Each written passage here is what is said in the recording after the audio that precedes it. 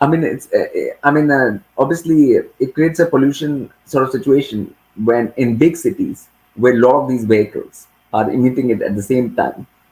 Uh, but that is really in big cities are a problem in so many other ways also, where there's a lot of population in a very small area. You know, that creates its own sort of problems, even whether you have petrol or you don't have petrol.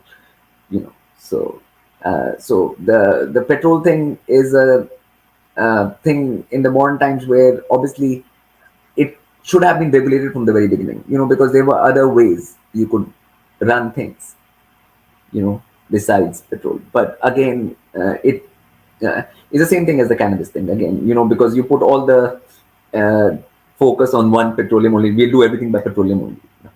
Okay, so we can't do anything by electric. We can't do anything by this. We can't do anything by other forms of things.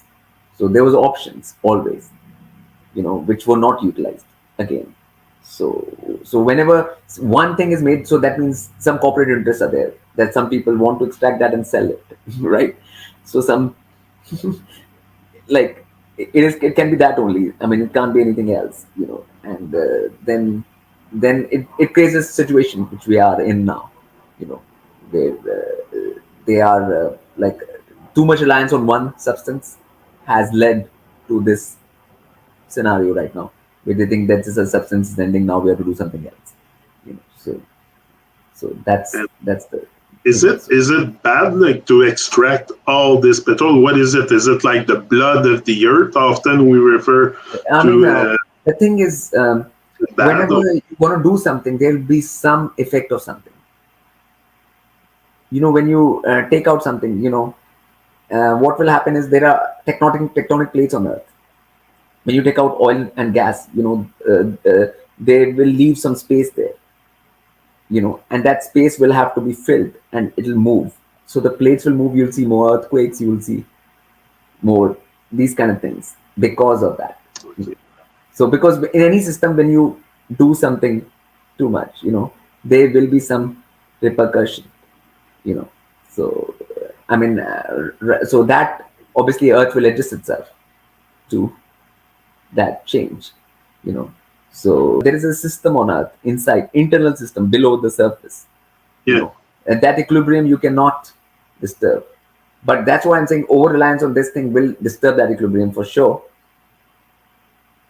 and then there will be problems not only on the surface but below the surface, most importantly, which people don't know about, like, which will lead to big earthquakes, then big tsunamis and big things like that, which will finally. So it's not just the air pollution which is the biggest issue actually, which they have made, because the real stuff nobody will talk about.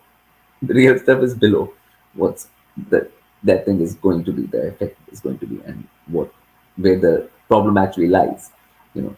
So it's not just that, like, because the carbon dioxide and stuff, like, obviously that goes into trees and things like that, and that's their food for them, you know. yeah.